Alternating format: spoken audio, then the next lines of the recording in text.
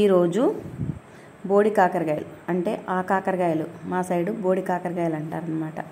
ఆ కూర వండుతూ మా ఫ్రెండ్ పెళ్లి విషయాలు మీతో మాట్లాడుకుందాం అందులో. హలో అండి, అందరు ఎలా ఉన్నారు? అందరు బాగున్నారా? అందరూ హ్యాపీగా ఉండాలి. Be happy and be strong always. బోడి కాకరకాయలు, ఆ కాకరకాయలు ఇవి చాలా అంటే చాలా హెల్త్ బెనిఫిట్స్ ఉంటాయి అన్నమాట. అంటే సీజన్లో మాత్రమే దొరుకుతుంది, ప్రతి టైంలో దొరకవు. ఈ ఆకాకరకాయలు తెచ్చుకొని తినటం వల్ల చాలా అంటే చాలా హెల్దీ బెనిఫిట్స్ ఉన్నాయన్నమాట. ఈ ఆకాకరకాయలు, బోడి కాకరకాయలు అంటారు కదా వీటికి. సో మంచిగా దొరికినప్పుడు కాస్ట్ ఎక్కువే ఉందండి ప్రజెంట్ అయితే మార్కెట్లో.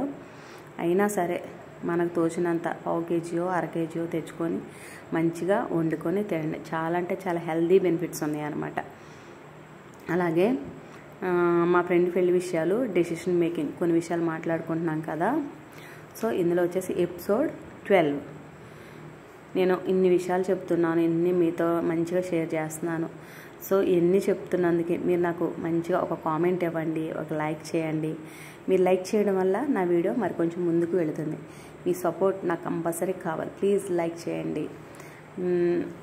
ఇప్పుడు విషయం ఏంటంటే, మన పనులు మనం చేసినప్పుడు మిగతాది దేవుడికి అప్పచెప్పినప్పుడు దేవుడు సాయం చేస్తాడని నేను క్రిందటి వీడియోలో చెప్పాను అనమాట, లాస్ట్గా మనం మాట్లాడుకునే వీడియోస్.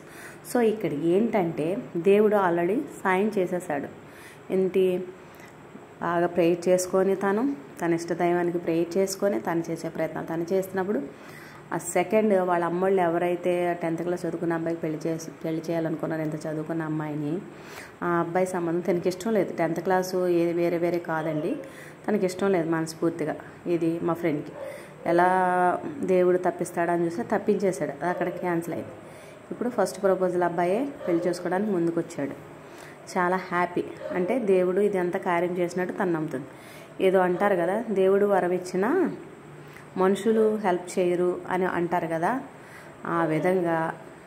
సో దేవుడు వరం ఇచ్చాడు కానీ ఇక్కడ మనుషుల అంగీకారం లేదనమాట. ఏంటంటే విషయం, ఎంగేజ్మెంట్ అయిపోయింది, త్వరగానే పెట్టుకున్నారు. పెళ్ళి ఎప్పుడనంటే తర్వాత చెప్తామని చెప్పారు. సో ఇక్కడ అడ్డుపడేది ఎవరంటే మా ఫ్రెండ్ అని పెళ్లి చేసుకోపోయే అబ్బాయి వాళ్ళ అమ్మగారు, అంటే మా ఫ్రెండ్కి అత్తగారు. ఆవిడ అడ్డుపడుతుంది, ఎందుకంటే తనకి ఇష్టం లేదు మ్యారేజ్ చేసుకోవడం. అందుకని చెప్పేసి చెప్దామని చెప్పరా, తర్వాత ఎప్పుడో చెప్దామని చెప్పరా అని చెప్పేసి అలా చెప్తుందనమాట. అలా చెప్తున్నప్పుడు సరే ఈ అమ్మాయి ఏంటంటే ఇది కూడా ఇలాగా, అంటే కొన్ని ఆడపిల్ల వాళ్ళకి పెళ్ళి చూసిన తర్వాత త్వరగా పేరెంట్స్కి పెళ్ళి చేయకపోతే పేరెంట్స్ సైడ్, ఆడపిల్ల పేరెంట్స్ సైడ్ చాలా భయాలు వస్తాయి. అట్లాగే యాజ్ వెల్ యాజ్ అమ్మాయికి కూడా చాలా భయాలు వస్తాయి.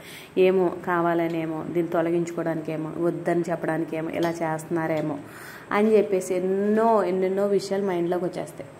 అలాంటి భయపడుతున్న ఈ టైంలో వీళ్ళు కూడా అలాగే చెప్తామండి తర్వాత డేట్ అని వెళ్ళిపోయేటప్పటికి వీళ్ళకి భయం స్టార్ట్ అయిపోయింది. అప్పుడు ఈ అమ్మాయి చెప్పింది అనమాట, అందరికీ జరిగేటట్టే నాకు కూడా జరుగుతుంది.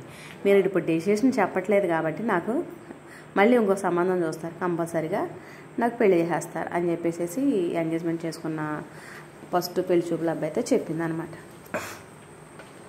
చెప్పినప్పుడు ఇంకా అబ్బాయి ఆలోచనలో పడి సరేనండి నేనే ఆలోచన చేసి నేనే డెసిషన్ తీసుకుంటా అని చెప్పేసి ఇంట్లో తన డెసిషన్ చెప్పి మాట్లాడుతుంటే, మాకొద్దురా, నీ ఏడుపు తట్టుకోలేక ఏదో ఎంగేజ్మెంట్ చేసుకొని వచ్చాము, మాకొద్దు, ఆ అమ్మాయి అంటే ఇష్టం లేదు, తల చూస్తేనే తల పొడవుగా లేదు, తల ఏం పొట్టిగా ఉంది, అమ్మాయి చూస్తే సన్నగా ఉంది, ఒక కాలు లేదు, ఒక చెయ్యి లేదు, ఒక ముఖం లేదు, దాన్ని ఎట్టారా పెళ్లి చేసుకునేది, నువ్వు దాన్ని తీసుకొస్తే మేము ఇంట్లో కూర్చొని సంసారం చేపిస్తామని మేము చూస్తూ ఉండాలా అని వాళ్ళ అమ్మ నిట్టూరు పైన మాట్లాడుతుందంట. ఆడపిల్లల్ని అలా మాట్లాడకూడదండి ఎప్పుడు. అలా ఎలా మాట్లాడతారండి? మీకు ఆడపిల్లలు ఉన్నారుగా, అట్లాగే మాట్లాడితే వాళ్ళకి వచ్చిన అత్త మీకెంత బాధ కలుగుతుంది మీకు చెప్తే. అలా మాట్లాడకూడదు. దేవుడు ఎవరి స్వరూపాన్ని అలా ఇచ్చాడు.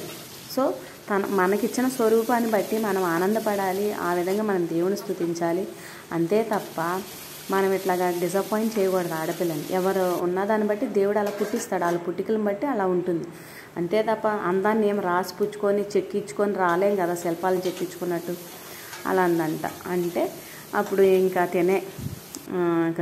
ఈ అమ్మాయితో మాట్లాడినప్పుడు మీ ఇష్టం అండి, నాకైతే ఏం ప్రాబ్లం లేదు, మీరు చేసుకుంటానంటే ఇప్పుడే పెళ్లి కానిచ్చేయాలి, లేదు అంటే కుదరదు అని చెప్పేసినప్పుడు ఇంక ఈ అబ్బాయి డిస్కషన్ చేసుకొని ఇంట్లో వాళ్ళందరిని ఒప్పించుకొని, మీరు ఒప్పుకోకపోయినా చావైనా బ్రతికైనా ఏదైనా సరే ఈ అమ్మాయితోనే నాకు పెళ్లి జరగాలి, ఈ అమ్మాయి తప్ప నేను ఎవరిని చేసుకోను అంటే దానికి ఏదో రోగం ఉన్నట్టుందిరా, దానికి ఏదో హెల్త్ ఇష్యూ ఉన్నట్టుందిరా.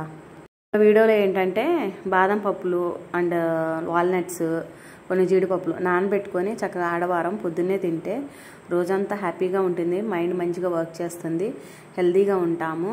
ప్రోటీన్ అనమాట, హై ప్రోటీన్ దొరుకుతుంది బాదం పప్పుల్లో కానీ. అంటే డ్రై ఫ్రూట్స్, టోటల్ డ్రై ఫ్రూట్స్లో మంచి హై ప్రోటీన్ డైట్ దొరుకుతుందండి.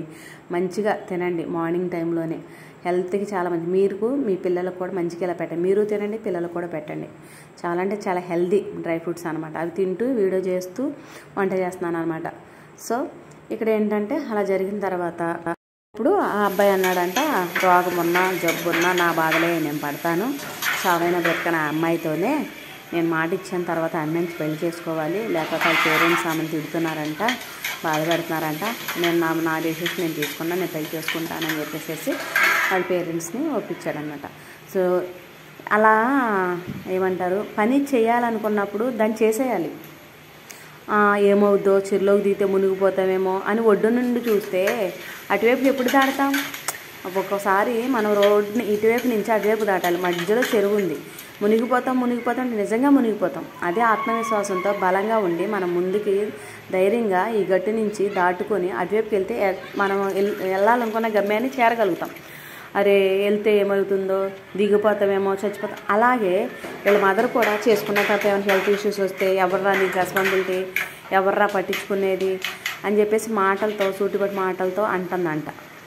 ఇది ఈ మా ఫ్రెండ్ పెళ్లి చేసుకునే అబ్బాయిని ఏమైనా వస్తే ఇంక నేనే భరిస్తానమ్మా, రోగమైనా నష్టమైనా నేనే భరిస్తాను, ఆ కష్టం ఏదో నేనే భరిస్తానని చెప్పేసి అనేసేసి ఇంకా అమ్మాయికి ఇలా పెళ్ళి పలానా టైంకి పెట్టుకున్నాము అని చెప్పేసి చెప్పారంట.